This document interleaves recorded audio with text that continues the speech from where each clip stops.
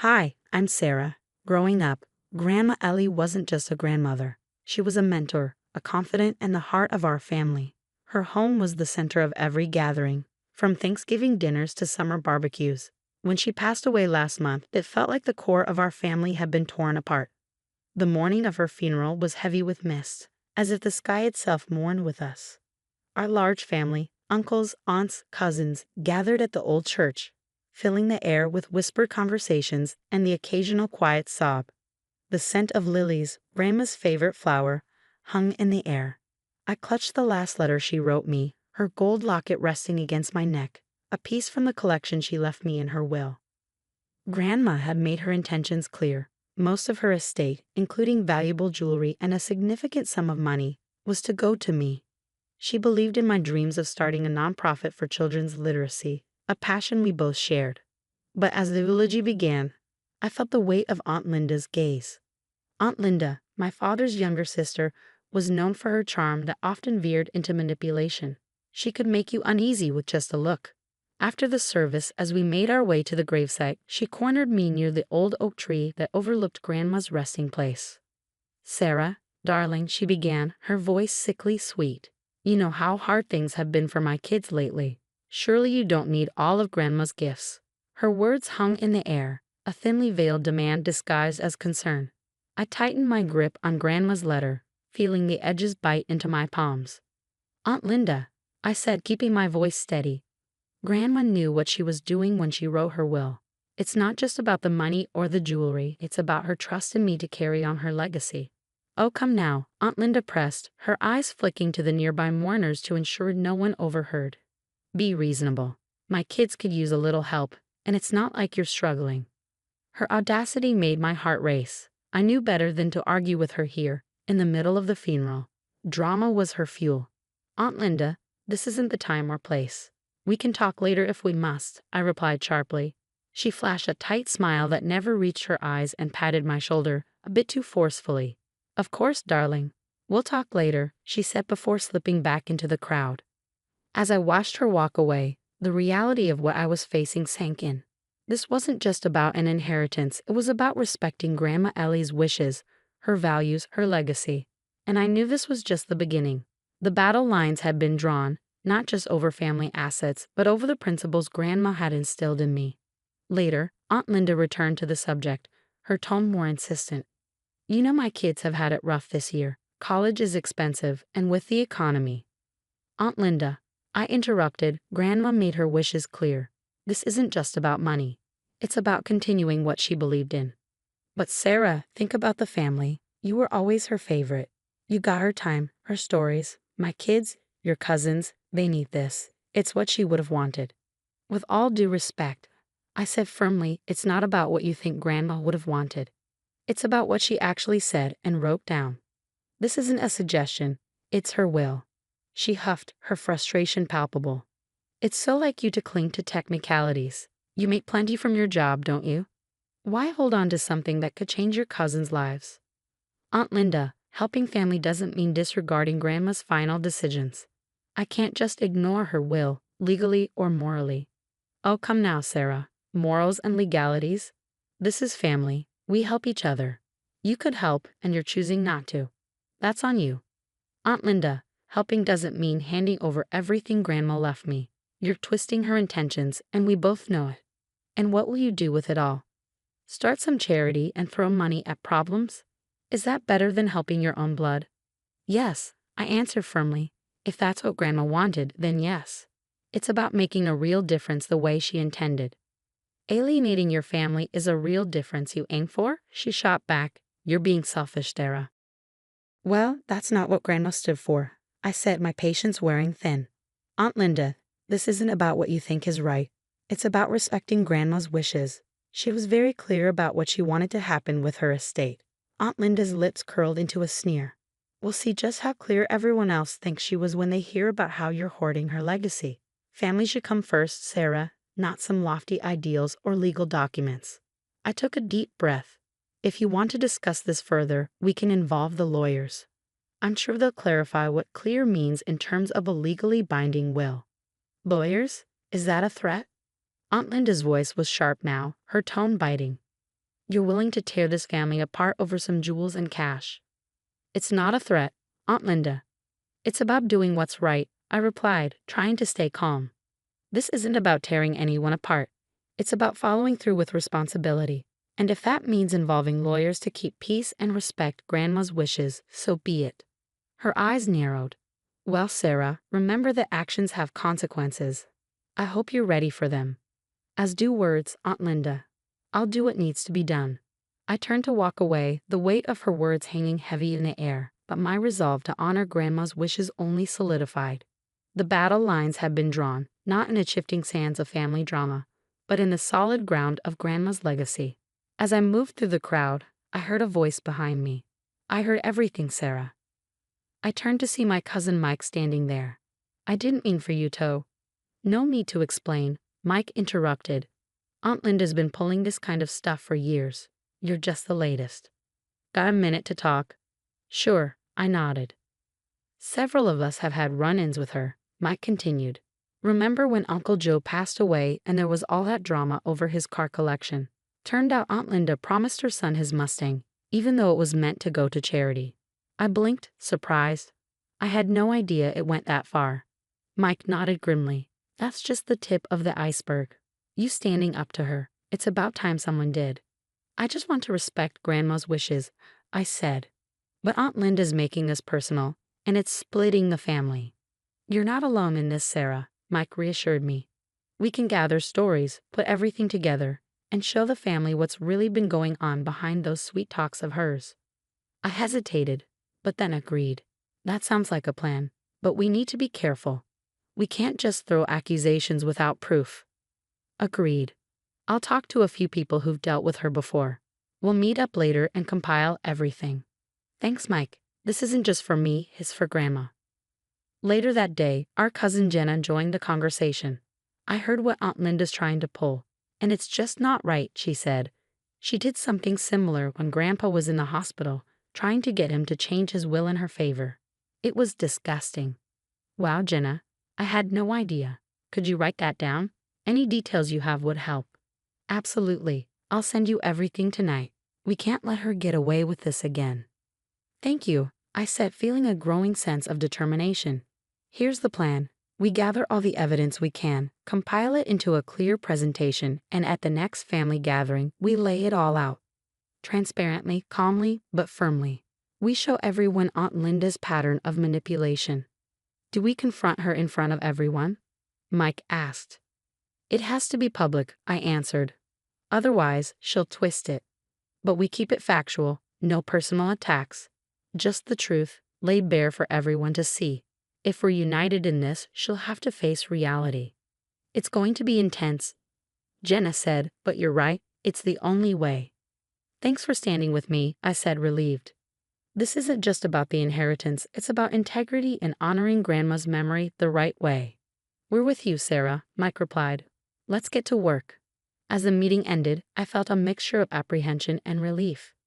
Taking down Aunt Linda's facade wouldn't be easy, but it was necessary. Armed with the truth and the support of my family, I was ready to defend Grandma's legacy, no matter what it took. A few weeks later, the family gathered again. I stood before them, feeling the weight of what was about to happen. Everyone, thank you for coming together tonight. There's something important we need to address as a family. Aunt Linda's voice cut through the room. What's this about, Sarah? It's about our family's future and honoring Grandma's true wishes, I said, keeping my voice steady. Over the past few weeks, you've questioned the terms of Grandma's will, suggesting it should benefit your children more. But that's not the whole story, is it? Aunt Linda stiffened. I'm not sure what you're implying, but I've always had this family's best interests at heart. That's not the truth, I said firmly. You've manipulated family situations for your own gain. Remember Uncle Joe's car collection, or when you tried to change Grandpa's will? We have evidence, Aunt Linda. Testimonies from family members, documents you tampered with. It's all here. This is ridiculous, Aunt Linda snapped. You're attacking me in front of everyone based on rumors. Not rumors, I replied, holding up papers. Facts. Here's an email from Janet about the hospital incident. And here's a statement from Mike about the car collection. It's not just one or two incidents, Aunt Linda. It's a pattern. She looked around, incredulous. You all believe this. My own family turning against me based on Sarah's word. So it's not just Sarah's word, Mike chimed in, stepping forward. I was there, Linda. I saw the documents you manipulated. Linda's eyes darted between us, her voice rising. Mike, why bring up old stories now? We should be looking out for each other, not dredging up the past. Looking out for each other is exactly why we're doing this, Linda, I replied. We can't ignore the truth. Linda crossed her arms, her tone defensive. I've always done everything for this family. You're just trying to make me the villain because I spoke up. No one's making you a villain, Linda, Mike said gently. You chose your actions. All we're doing is bringing them to light. She scoffed. So what now? You're going to kick me out of the family? We don't want that, I said firmly. But we do want accountability. You need to acknowledge what you've done and why it's wrong. Until then, it's best if you step back from family decisions. This is unbelievable, Linda muttered, shaking her head. I'm being ostracized by my own family. It's not ostracization, Linda, it's consequence, I explained. You're welcome back once there's genuine acknowledgement and change. Linda's face hardened. Fine. If that's how you all feel, I'll step back. But remember, families are supposed to forgive. Forgiveness comes with change, Linda. We hope to see that from you. As Linda stormed out, the room was left heavy with mixed emotions. Mike sighed and turned to me. Thank you, Sarah, for standing up like that. It couldn't have been easy. It wasn't, I admitted, feeling the weight lift. But it was necessary. Grandma deserved that much. Looking at the family, I continued. Going forward, I'll be using part of my inheritance to start a charity fund in Grandma's name. It'll support family members in real need, but with strict oversight to ensure it's used as she intended. That's a beautiful way to honor her, Jenna said softly. She would have been proud. As the evening wound down, I felt a deep sense of relief and closure. Standing up for Grandma's legacy wasn't just about confronting Aunt Linda. It was about preserving the values Grandma had instilled in us. Integrity, honesty, and respect for each other's wishes would be the true legacy I carry forward. Through the charity, Grandma's generosity would continue, not just in memory, but in action, helping others as she had always done. This was the real way to honor her spirit. Now that we've reached the end of the story, here's a question for you all. If you were in Sarah's position, how would you handle a family member who manipulates situations for their own benefit? Is public confrontation the best approach, or would you handle it differently? Share your thoughts and experiences in the comments below, and don't forget to like the video if you enjoyed the story and subscribe for more. Hey, I'm Sarah, 28, thriving in my marketing career, but my personal life? A total mess. It all goes back to when I was a kid. My dad, Jack, walked out when I was 5, leaving my mom, Linda, to raise me on her own. Fast forward to when I was 12, enter Robert, my stepdad. He tried to take on the dad role. But let's be real, it never quite clicked. Things got complicated when I turned 18. Jack reappeared, and we've been close ever since, which drives my mom crazy. She insists Robert is my real dad, always saying things like, Sarah, honey, Robert's been more of a father to you than Jack ever was. Her voice always drips with fake sweetness. I just roll my eyes and say, Mom, Jack is my dad. Robert's great, but he's not my father. We've had this argument a million times. But this Thanksgiving, oh boy, Linda took things to a whole new level. I was chilling at home when I got a text from her. Thanksgiving at our place. Can't wait to see you, sweetie. I smiled, hoping for a drama-free holiday for once. Then came the follow-up. Oh, and Sarah, it would mean so much to Robert if you called him Dad this year. He's earned it, don't you think? I couldn't believe it. Was she serious? I quickly replied, Mom, we've been over this. I'm not calling Robert Dad. It's not happening. Her response came back instantly. Why are you so stubborn? After everything Robert's done for you. My blood pressure spiked. It's not about what Robert's done. It's about respecting my relationship with Jack. He's my dad. Period. Jack left us, Sarah. Robert stayed. Think about that. I threw my phone onto the couch, fuming. Why couldn't she understand? It's not like I was trying to hurt Robert. He's a good guy, but he's not my dad. And Jack? Yeah, he messed up, but he's been trying. Doesn't that count for something? I paced around, trying to calm down. This was supposed to be a simple Thanksgiving dinner, not some twisted loyalty tests. Staring at the messages on my phone, I knew this wasn't over. Linda wasn't going to drop it, and neither was I. Little did I know, this was just the beginning. Thanksgiving was about to turn into a battleground. When I pulled up to Linda and Robert's house, my stomach was in knots. This wasn't going to be pretty, but it had to be done. I rang the doorbell, taking a deep breath. "Sarah, honey, come in, come in." Linda greeted me with a tight smile as she ushered me inside. Robert was lounging in his favorite chair, giving me a nod without saying a word. Typical. "So about Thanksgiving," I started, trying to ease into it. "Oh yes," Linda clasped her hands together. "It's going to be wonderful. Everyone's so excited to see you. And Robert's really looking forward to you calling him Dad." I felt my jaw tighten. "Yeah, about that. I'm not doing it, Mom. I can't." The room seemed to chill instantly. Linda's smile disappeared. "What do you mean you can't? It's just a word, Sarah." "It's not just a word, and you know it. Jack is my dad. Robert is my stepdad, and I respect him, but I'm not going to pretend he's someone he's not." Robert shifted uncomfortably while Linda's eyes narrowed. "After everything Robert's done for you, this is how you repay him? By throwing Jack in our faces?" "I'm not throwing anything in anyone's face. I'm just being honest about who my family is." "Family?" Linda scoffed. "Jack walked out on us. Robert has been here every single day. And I appreciate that, I do. But it doesn't change the fact that Jack is my father." "He's trying, Mom. You can't just erase him." "He doesn't deserve to be called your father," Linda practically shouted. "That's not for you to decide." I shot back. Finally, Robert spoke. "Sarah, your mother and I just want what's best for the family. Is it really so hard to call me Dad?" I turned to him, trying to keep my cool. "Robert, I respect you. I really do. But you're not my dad. I can't just erase Jack to make you feel better." Linda threw her hands up. "Unbelievable. After everything we've done for you." "Ungrateful." I cut her off. "Are you kidding me? I've bent over backwards trying to make everyone happy.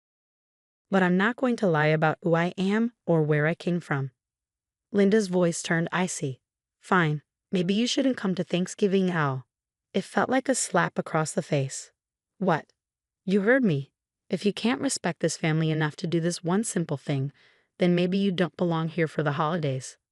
I looked at Robert, hoping he'd step in, say something, but he just sat there in silence as usual. "You're really going to uninvite me from Thanksgiving because I won't pretend Robert is my biological father." Linda's voice was cold and firm. "It's your choice, Sarah. Call Robert Dad and be part of this family, or don't bother showing up." I stood there stunned. I couldn't believe what was happening. "You know what? Fine. If that's how it's going to be, I won't come. I'm not going to let you manipulate me." I grabbed my purse and headed for the door. Linda's voice followed me. "Sarah, don't you dare walk out that door." I paused, my hand on the doorknob. Without turning around, I replied, "Watch me." And with that, I left. As I drove home, my mind raced. How did things get so messed up? All I wanted was to be honest about my family, and now I was banned from Thanksgiving. But I wasn't about to back down. If Linda and Robert wanted to play hardball, they were about to learn that I could give just as good as I got. The day after that blowout, I met up with my best friend, Emma, and my boyfriend, Michael, at our favorite coffee shop. I needed to vent, badly. She did what? Emma nearly spilled her latte. Yep. Uninvited me from Thanksgiving unless I call Robert Dad. Michael shook his head. That's messed up, Sarah. Your mom's really crossing a line here. Tell me about it, I sighed. I just don't get why she can't accept that Jack is part of my life. Emma leaned in. Have you told Jack about this? Not yet. I'm going to call him later. I don't know, embarrassed, I guess. Don't be, Michael squeezed my hand. This isn't your fault. I nodded, fighting back tears. Thanks, guys. I don't know what I'd do without you. Later that day, I called Jack, my heart pounding as I filled him in on everything. Oh, kiddo, he sighed. I'm so sorry you're going through this. It's not your fault, Dad. I wish Mom could understand. I know. But Sarah, I'm proud of you for standing your ground. You're not doing anything wrong by acknowledging both parts of your family. His words meant more than he knew.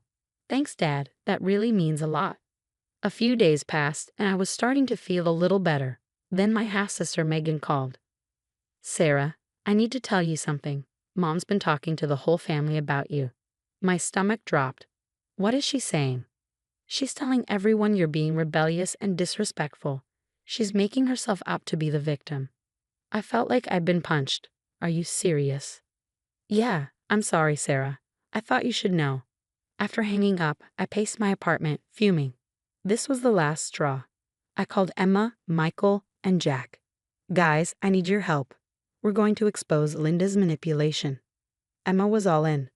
What's the plan, boss? We're going to gather evidence. Texts, emails, recorded calls, anything that shows how Linda's been twisting things. Michael chimed in. I can help compile everything into a presentation. Perfect. And Dad, if you're okay with it, I'd like to include some of our correspondence. Show everyone how you've been trying to be part of my life. Whatever you need, Sarah. I'm here for you. Over the next few days, we gathered everything. Emma dug up old texts where Linda had manipulated situations. Michael found emails where she tried to guilt-trip me, and Jack provided years of letters and photos showing his efforts to stay in my life.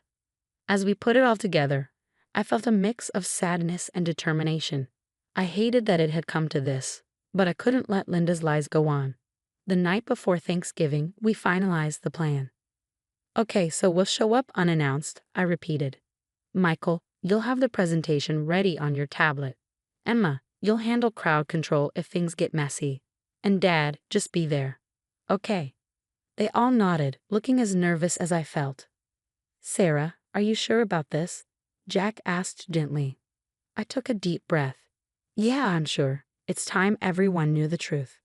Thanksgiving Day arrived, and my heart pounded as we pulled up to Linda and Robert's house. Jack, Emma, and Michael were with me, all looking as anxious as I felt. You ready for this, kiddo? Jack asked, squeezing my hand. I took a deep breath, as ready as I'll ever be. We walked up to the door, and I rang the bell. Aunt Karen answered, her eyes widening in surprise. Sarah, we thought you weren't coming. Change of plans, I said, pushing past her into the house. The living room fell silent as we entered. Linda's face shifted from shock to anger in seconds. What are you doing here? And with him? She glared at Jack. I stood tall, facing the room full of confused relatives. I'm here to set the record straight. Robert stood up, looking uncomfortable. Sarah, this isn't the time or place. Actually, it's exactly the time and place. I cut him off. You've all been lied to, and it stops now. Michael set up his tablet, connecting it to the TV, while Emma stood by the door, making sure no one left. What's going on? Uncle Steve asked, looking bewildered. I took a deep breath.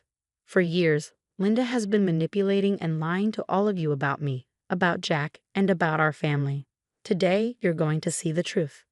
Michael started the presentation. Text messages popped up on the screen, showing Linda's guilt-tripping and manipulation.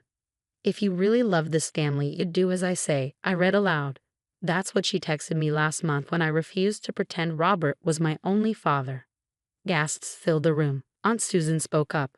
Linda, is this true? Linda tried to defend herself. It's taken out of context. Sarah's twisting things. Am I? I interrupted. Let's keep going. More evidence appeared, emails, recorded phone calls, showing Linda's pattern of emotional abuse. And here, I said, my voice shaking, are the letters and photos Jack sent me over the years, the ones Linda told you didn't exist. Jack stepped forward. I've been trying to be part of Sarah's life since she turned 18. Linda has blocked me at every turn. The room erupted. Megan stood up, tears in her eyes. It's true, I've seen Mom do this for years. Linda frantically tried to regain control. You can't believe this. Robert, tell them. But Robert just sat there, shell-shocked, unable to defend her. I turned to face my relatives. I'm not here to ask you to choose sides. I'm here because I'm done being manipulated and lied about. Family isn't about blood or titles.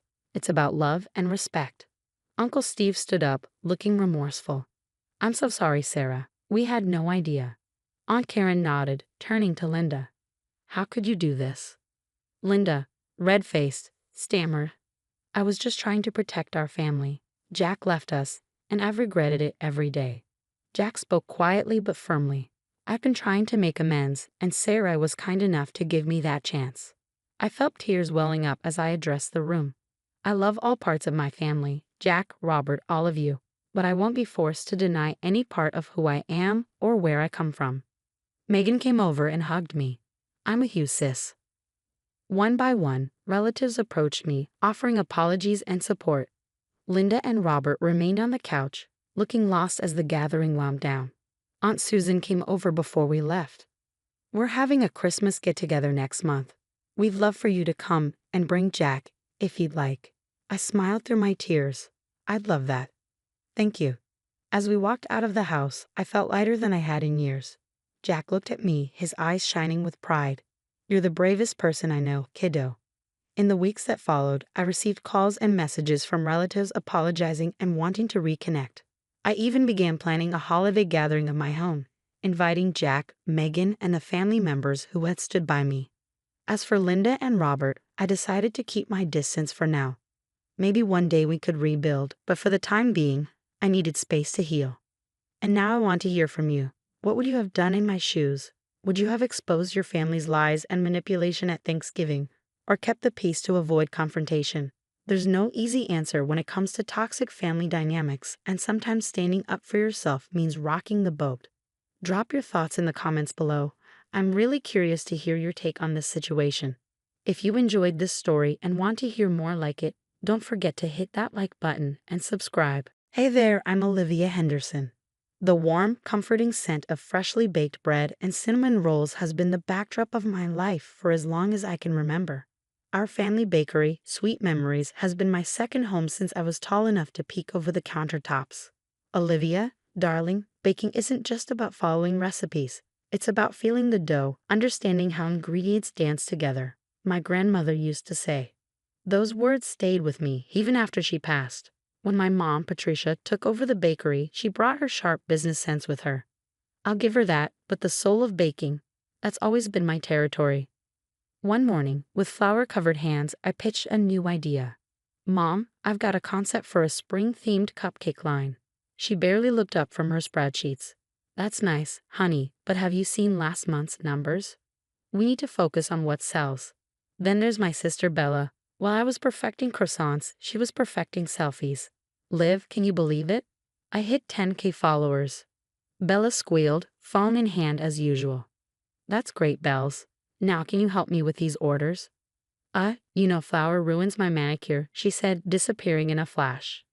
Despite all that, I poured my heart into Sweet Memories, early mornings, late nights, whatever it took. But times were tough. New bakeries were popping up all over with gimmicky flavors and flashy marketing. We need to step up our game, I overheard Mom tell Dad one night. The old ways aren't cutting it. I pushed the thought aside and focused on what I could control: new recipes, higher quality, personal touches for our regulars. Still, the worry gnawed at me. Then last Friday, Mom dropped the bomb. Family meeting tonight after closing, she announced. Her tone left no room for argument. As I wiped down the counters that evening, my mind raced. Was this about a new direction for the bakery? Maybe Mom was finally ready to give me more responsibility. Little did I know, my whole world was about to crumble like an overbaked cookie. The family gathered in the bakery after hours. The air was thick with tension, mingling with the lingering scent of vanilla. Mom stood at the head of the table, her face unreadable. I've made a decision about the future of Sweet Memories, she began. My heart raced. This was it, my moment. Finally, years of hard work were about to pay off. I'm retiring, Mom continued, and it's time to pass the bakery on to the next generation. I couldn't help but smile. This was my moment. Bella will be taking over as the new owner and manager. The world stopped. What? I blurted out. Bella squealed, clapping her hands. Oh my gosh, really? This is amazing. Mom nodded, smiling. Bella's Instagram following is exactly what we need to boost our marketing. Her presence will be perfect for promoting the bakery. It felt like a slap. But I've been working here my whole life. I know every recipe, every customer. Oh, Olivia, Mom sighed. Baking skills aren't enough anymore. We need to modernize. Bella was already rattling off ideas. We can do influencer collabs, TikTok challenges, maybe even a reality show. This is crazy. Bella doesn't know the first thing about running a bakery, I protested. Don't be dramatic, Mom dismissed me. Bella can learn the business side. Her natural charisma is what we need right now. Natural charisma? I scoffed. You mean her ability to take selfies? Olivia, that's enough. Dad finally spoke up, but his eyes wouldn't meet mine. I turned to Bella. You can't seriously want this. You've never cared about the bakery. She shrugged, still grinning. It'll be fun. Plus, think of all the cute apron pics I can post. That was it. I'm the one who's kept this place running. I'm the one who actually cares. Olivia, please, Mom said, her voice cold. This decision is final. You need to accept it. I looked around, hoping someone would defend me, but Dad just stared at his hands and Bella was already on her phone, probably announcing her boss babe status. Fine, I spat. If that's how little you think of me, then I'm out. I grabbed my bag, my hand brushing the open account books. Something didn't add up in the numbers, but I was too angry to care. I slammed the door behind me, the little bell jingling like a taunt. As I walked home in the cool night air, my mind raced. How could they do this to me? Had my whole life meant nothing? Every early morning, every burned finger, every compliment from a customer, none of it mattered. And then the financial records came back to me, gnawing at my mind. Something was off. When I reached my apartment, I slammed the door and leaned against it, taking a deep breath. This wasn't over, not by a long shot. Mom and Bella might think they've won, but they have no idea what I'm capable of. Sweet Memories is about to get a taste of something far more bitter than sugar. The next morning, I woke up with a plan. If Mom and Bella thought they could push me out, they had another thing coming. I headed to the bakery early before anyone else arrived. Just grabbing some personal items, I told Carl, our elderly night baker, as I slipped into the office. Quickly, I copied financial records and customer data onto a flash drive. Something was fishy, and I was determined to get to the bottom of it. Over the next few days, I reached out to our longtime customers and suppliers. Hey, Mrs. Johnson, it's Olivia. I'm working on a special project. Could you tell me about your recent orders? Piece by piece, I built a network and uncovered a clearer picture. What I found made my blood boil. Mom and Bella had been cooking the books for years, skimming money off the top. No wonder we were struggling. They'd been too busy lining their own pockets to invest in the bakery. I needed a new plan. I couldn't let them destroy Grandma's legacy. That's when it hit me. A food truck. I emptied my savings and bought a beat-up old truck. It wasn't much, but it was mine. I named it Rolling in Dough. The first day was terrifying. I parked near the local college, my heart pounding. Fresh pastries, get your gourmet treats here. I called out. At first, nothing happened. Then, a curious student approached, took a bite of my signature cinnamon roll, and her eyes widened. Oh my God, this is amazing, she shouted. Hey everyone, you've got to try this. Before I knew it, there was a line around the block. Word spread fast, and soon I had regular bulk orders for events, even a write-up in the local paper. Meanwhile, Sweet Memories was struggling. I kept tabs through my old contacts. Bella's influencer marketing wasn't pulling in customers like she'd hoped. Girl boss? More like girl mess. Judy, our longtime flour supplier, told me over coffee, your sister couldn't tell a croissant from a crescent roll. It was satisfying, but not enough. They needed to face real consequences for what they'd done. So I made an anonymous tip to the IRS, a suggestion that they might want to take a closer look at Sweet Memories books. A week later, my phone rang. It was Bella. Olivia, you've got to help me. She was panicking. The IRS is here. They're saying something about an audit. I took a deep breath. Oh really? That sounds serious. It is. Mom's freaking out. She says we could lose everything. You know about this stuff, right? Can't you come and help us? The temptation to gloat was strong, but I kept my voice neutral. Sorry, Bella. I'm kind of in the middle of something with my new business, you know how it is. But, she sputtered. Hey, I'm sure it'll be fine, I said, unable to keep a hint of satisfaction from my voice. After all, you've got all that natural charisma, right? I'm sure you can charm the IRS. I hung up, feeling a mix of emotions. Part of me felt guilty, but a bigger part felt like justice was finally being served. As I turned back to my food truck, seeing the line of happy customers waiting, I couldn't help but smile. Mom and Bella thought they could push me aside. Well, they were about to learn a hard lesson about messing with the wrong baker. The next few weeks were a whirlwind. I kept my head down, focusing on rolling in dough, but news from Sweet Memories trickled in through the grapevine. "You won't believe what's happening," Carl, the night baker, told me one morning as he bought coffee from my truck. "The IRS found years of tax evasion. Your mom and sister are in deep trouble."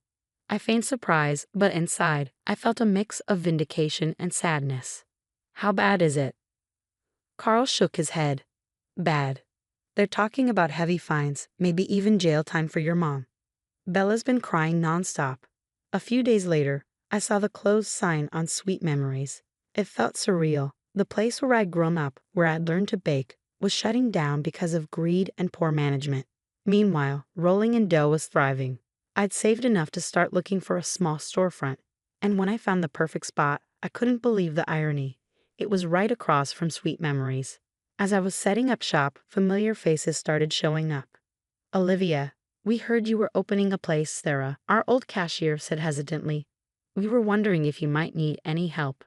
I looked at her and Mike, our delivery guy, standing there hopefully. It felt right. I could use some experienced hands. "When can you start?" Their faces lit up, and just like that, I had a team. Opening day was a success. The line stretched down the block, filled with curious newcomers and loyal customers from my food truck days. As I was closing up that evening, a familiar figure approached. It was Mom. "Olivia," she said, her voice shaky, "can we talk?" I hesitated but nodded, letting her in. "I am so sorry," she began, tears welling in her eyes. "I made a terrible mistake with the bakery, with you, with everything." I stayed silent, allowing her to continue. "Your sister and I are in serious trouble. The fines, we might lose the house." Her voice cracked, and she looked down. "I know I have no right to ask, but is there any way you could help us?" For a moment, I was tempted. Despite everything, she was still my mother. But then I remembered all the years of being overlooked, undervalued, and finally cast aside. "I'm sorry, Mom, but no," I said firmly. "You made your choices. Now you have to live with them." "But we're family," she pleaded. "Family doesn't treat each other the way you treated me," I replied, my voice steady. "I think you should go." As she turned to leave, her shoulders slumped in defeat. I felt a weight lift off my own. I was finally free of their expectations, their judgment, and their toxic influence. The next few months flew by. My little bakery, rising above, became a local sensation. We expanded our menu, hired more staff, and even launched a small catering service. One day, while I was experimenting with a new recipe, Bella walked in. She looked different, humbled, tired. "Hey, Liv," she said softly, her tone uncharacteristically gentle. "Your place looks amazing." "Thanks," I replied, cautious. "What brings you here?" She fidgeted with her phone, the same one she used to be glued to. I wanted to apologize," she said, her voice wavering. "You were right about everything. I never appreciated what you did for the bakery, how hard you worked." I nodded, acknowledging her words, but not quite ready to forgive. "I'm glad you're doing well," she continued. "You deserve it. I hope someday we can be sisters again." As she left, I felt a mix of emotions. Part of me wanted to call her back, to try and mend things. But another part of me knew that sometimes the healthiest thing you can do is let go. Standing in my thriving bakery, surrounded by the warm scent of freshly baked bread and the chatter of happy customers, I realized something important. Success isn't just about profit margins or social media followers. It's about staying true to yourself, working hard for what you believed in, and knowing your worth. Mom and Bella had chosen their path, prioritizing quick gains and shallow fame over genuine passion and integrity. Now they were facing the consequences of those choices. As for me, I was rising above it all, one perfectly baked loaf at a time. And let me tell you, success tastes pretty sweet. The story has come to an end, but now I have a question for you. If you were in my shoes, would you have helped your mother and sister after discovering their betrayal and fraud, or would you have let them face the consequences of their actions alone? It's a tough moral dilemma. On one hand, they're family. On the other, they caused serious harm and showed little regard for my feelings or hard work. What would you do in this situation? Share your thoughts in the comments below. I'm really curious to hear your perspective. And if you enjoyed this story and want to hear more like it, Don't forget to hit that like button and subscribe.